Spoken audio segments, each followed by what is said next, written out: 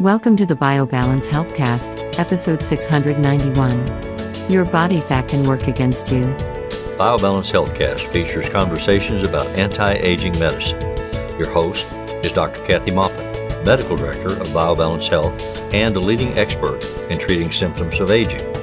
Dr. Maupin is the author of The Secret Female Hormone, the seminal work about testosterone replacement therapy for women, and Got Testosterone, the award-winning book for men that helps men choose the most effective and safe form of testosterone replacement. These books are available on Amazon or from Dr. Maupin's office at BioBalance Health in St. Louis and in Kansas City. Dr. Maupin's office is currently accepting new patients. Welcome to the BioBalance Healthcast. I'm Dr. Kathy Maupin, and we've been talking about weight, and we've been talking about fat, and many of these discussions have to do with discussions I have in my office every day with my patients. I went to medical school in the 70s, back in the dark ages, and when I went to medical school, we were taught categorically that fat was inert. It didn't secrete anything. It just grew and shrunk, and they told us that fat cells just get bigger and smaller. They don't do anything except store your fat. So, I'm wiping that off the screen because that's just not true. That was one of those lies that medicine tells you because they don't know enough at that time. So over the years, scientists have been gathering information, and they have finally shared it with those of us who care about weight loss and weight gain, and we always like to know the mechanics of that, right? So we don't want to just talk to our patients and say, do this, this, and this, and when our patients say why, we don't want to say, I don't know. So doctors want to know why. How does this mechanism work? So fat tissue in your body, no matter how much you have, releases hormones called leptin, adiponectin, resistin, and those are basically the three, and specific cytokines. Cytokines are inflammatory type chemicals.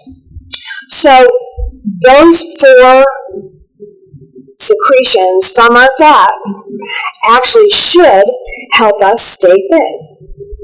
But our lifestyle, lack of exercise, smoking, drinking, bad habits, through all of that, we have dismantled the communication between the fat and the rest of our body. So let me describe one of these hormones. Leptin. Leptin is a hormone that actually increases, or should increase as you gain fat. And at some point, if your system is working, it makes you not as hungry. It makes you feel full faster. And that's what leptin is supposed to do. But what we find now in America is that people who have a lot of fat have overwhelmed the leptin production. Leptin is very low now in people who are fat, which means there's no break on the system of hunger. There's no break that says, I'm full, I don't want to eat anymore. So many people who aren't even genetically at risk for being obese have become obese because this one hormone has just been shut down by the amount of fat people have. So generally when we're talking about obesity, we're talking about greater than 30% body fat, 30% BMI, but that is often greater than 30 or 40. Sometimes I have 50 and 60%. Just think what that means. 60% of your body weight is fat. Your muscles are still the same. Your bones are still the same. And your heart's still the same. You're dragging around too much weight for all of the internal organs. They're all the same. You just exploded your body so that none of the checks and balances, you understand that with accounting, checks and balances work anymore. So, adiponectin. Adiponectin is supposed to increase insulin sensitivity. And you've heard me talk about insulin resistance before. So when people gain weight because of a high carb diet or too much food in total, just too much of everything, then they make very high insulin. The insulin is supposed to carry the sugar that is from our food, blood sugar. It's supposed to carry that to the cell and carry it into the cell, where the cell uses that energy to stay healthy and do all kinds of jobs within the cell. This is a cellular kind of issue. Every cell in your body is going to be insulin sensitive or insulin resistant depending on genetics and your eating in the past. So what adiponectin was supposed to do, which we have just cut all the wires off of that, it is supposed to increase insulin sensitivity so that people who are getting insulin resistant people who are getting insulin resistant usually will get high adiponectins to lower their insulin resistance and make them sensitive. That doesn't happen anymore in people who have just totally not followed the rules of eating and exercise, and these people have high insulin resistance. It doesn't matter what the adiponectin is, it can't work. Resistin is another secretion from the fat, and it increases insulin resistance. It increases accumulation of fat in the body, and it increases type 2 diabetes. So,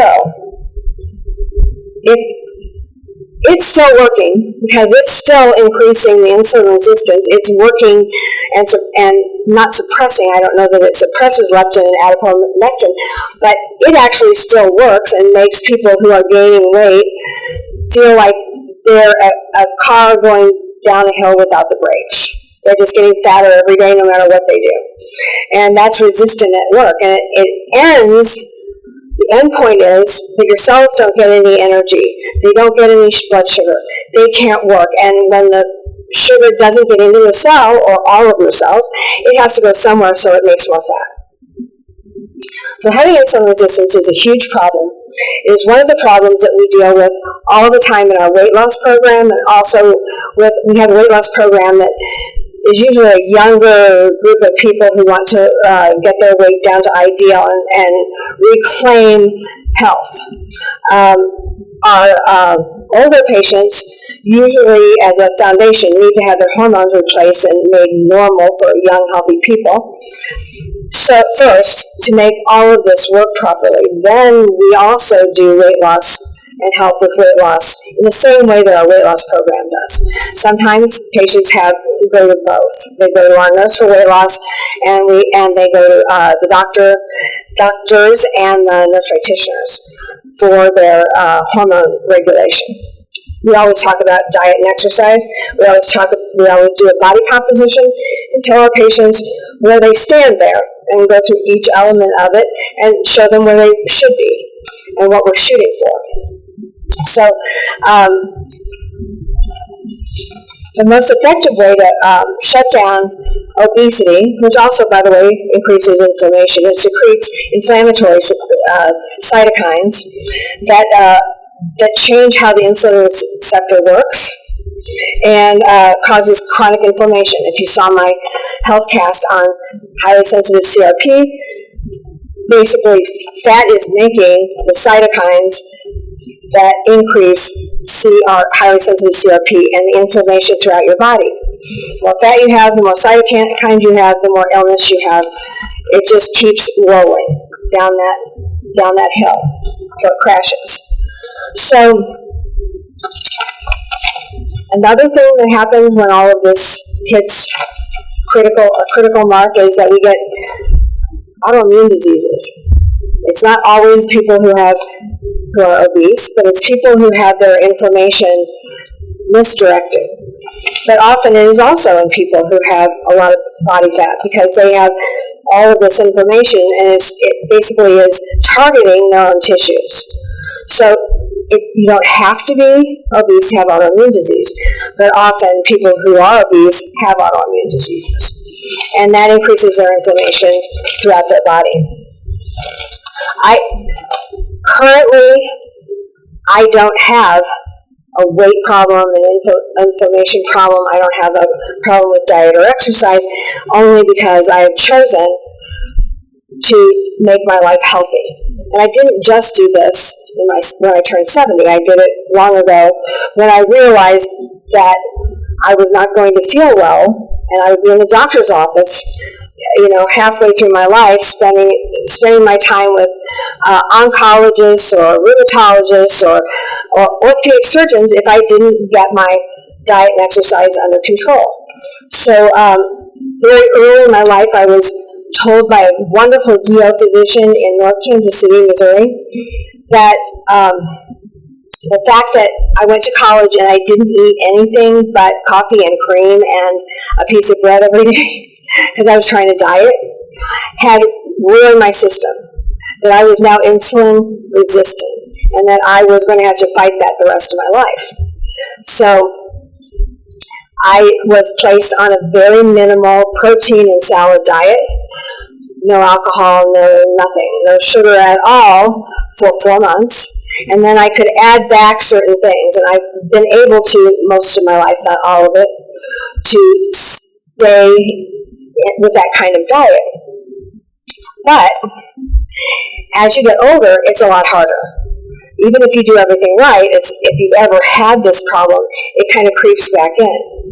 So when the new medications, Wegovy for weight loss, because I don't have diabetes, I have insulin resistance, essentially prediabetes, and Mounjaro and Zepbound came out, then I was excited to see if this would help me turn off the food noise, which is always there.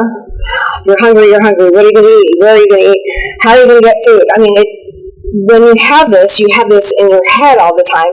You're looking for a way to get something to eat, and if it isn't healthy, you'll still eat it, because the food noise is motivating you. So I had that, and then I also had trouble with portions because my body was disconnected. It didn't have that leptin to turn off my hunger and to make me not eat as much. So my leptin was suppressed to low, and it thought I needed to gain weight. So I had to fight that as well. But when I started these medications, one of these medications, I won't say which one because I love both of the drug reps that come in and tell us all these things about this wonder drug. But for the first time in my life, I don't feel hungry all the time. And I feel full when I've eaten a small, normal portion of food, which, of course, America has big piles of food. But a small, normal portion of food, and I don't get hungry immediately after. So this has changed my life, and it's changed so many other people's lives, that I find this to be an amazing breakthrough.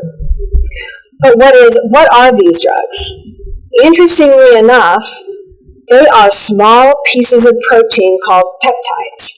And peptides, we have thousands of peptides in our body, hundreds of thousands possibly that we haven't named yet.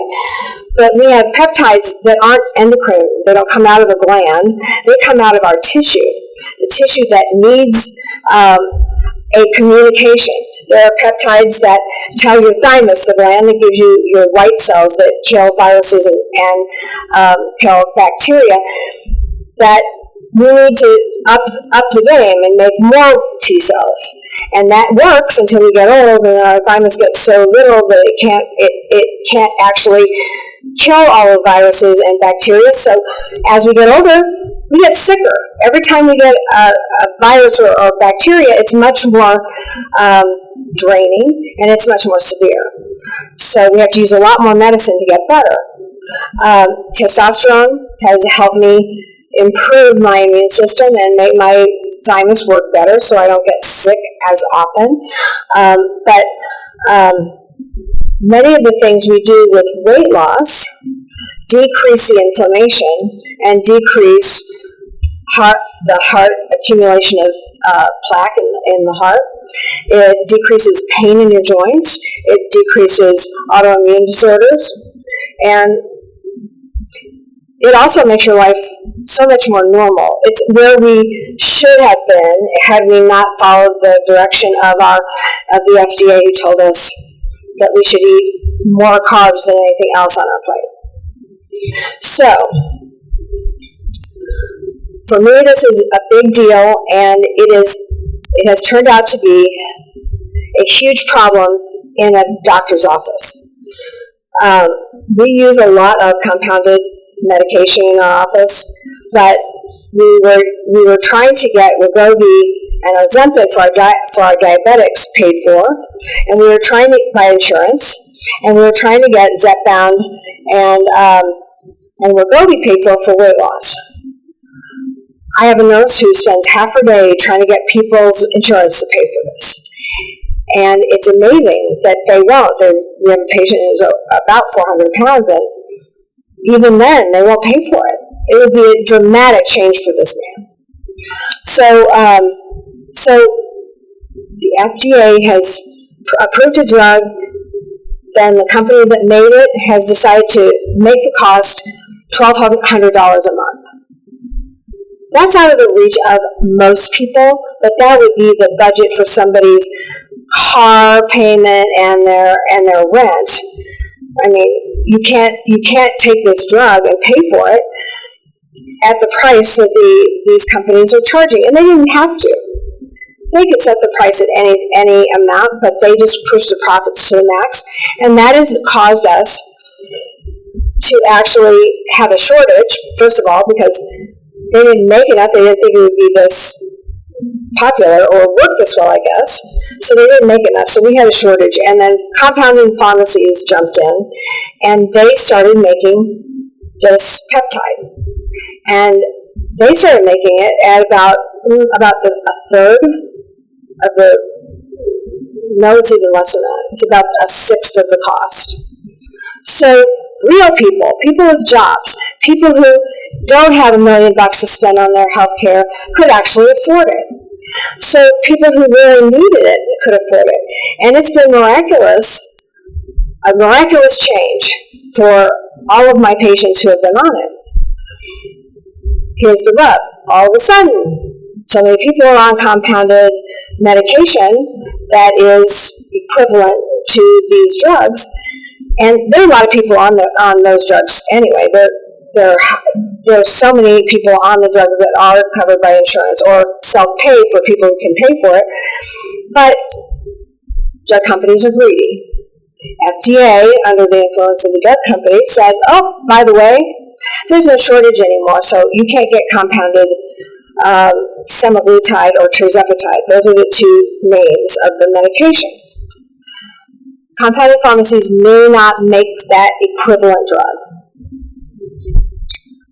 The biggest problem we have in America is being obese and eating too much and not exercising enough, and it leads to all these other diseases. We could stop it here. We could stop the train from running off the rails with one drug. And when I think of drugs, I think of poisons and things you make, in a chemistry lab that bubbles up and you make that drug.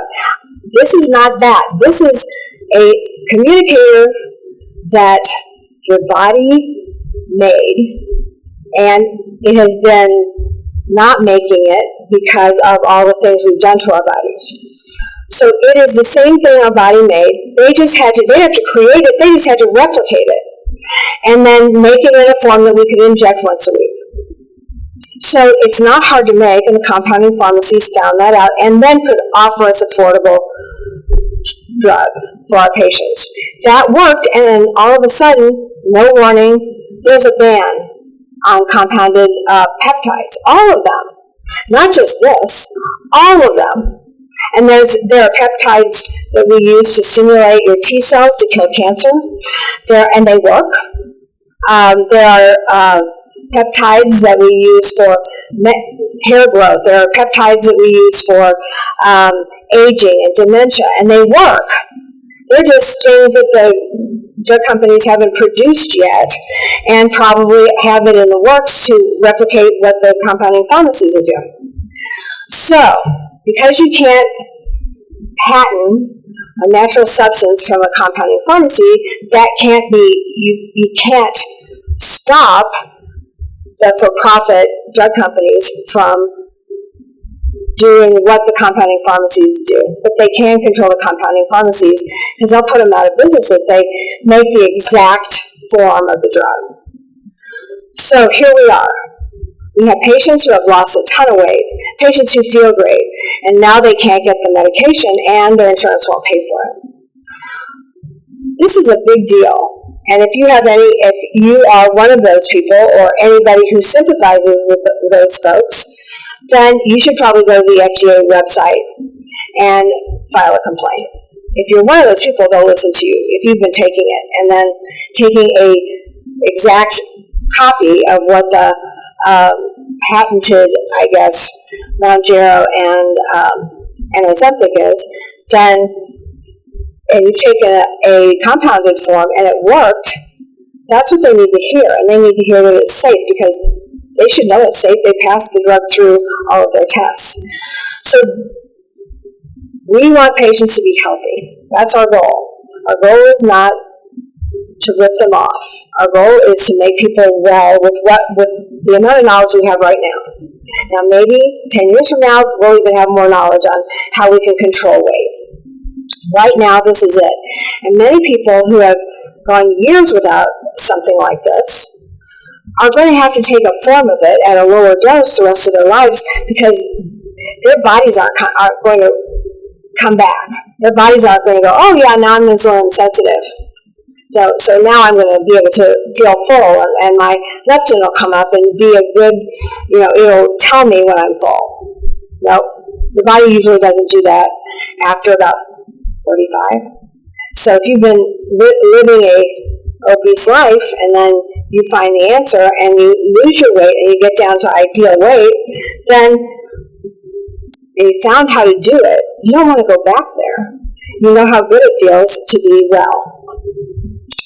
So this is my plea, the compounded substances that actually do well without side effects. They don't have any more, they have probably the same side effects as the FDA approved in those drugs. But they not have any interference because there's a lot of people who need these medications that aren't rich. So we went through, just a little aside, most people don't know what compounding pharmacies do. So they make a drug specifically for you, and it is made in a compounding pharmacy. It's just as clean. It has to go through the rigors of FDA approval just to be a compounding pharmacy, be licensed. But the compounding pharmacies step in when, say, several years ago, the FDA closed down all the factories that made lidocaine. Well, lidocaine is used every day in surgery by dentists, by us, by all kinds of doctors, dermatologists. It's what you get numb with when they're going to do a biopsy.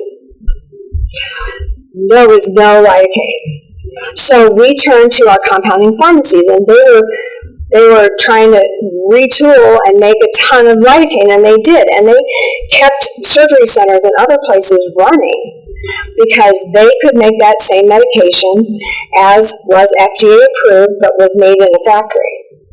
So we need our compounding pharmacies not to be closed, not to be intruded upon by the government, that we pay the FDA. Our tax dollars pay for them.